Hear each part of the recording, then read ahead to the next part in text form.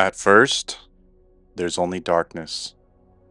No horizon, no color, just wind moving across the rim of Dead Horse Point State Park.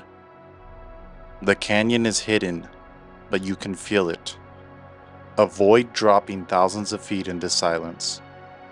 Far below, the Colorado River is just a shadow, barely there. Then the first light arrives. A thin line on the horizon. Stone begins to glow, ridges sharpen, the desert starts to wake. And as the drone rises, the world unfolds, layer after layer of carved sandstone stretching forever. Then the sun clears the rim, shadows retreat, the canyon ignites. What was hidden in darkness is now endless detail. Welcome to the edge.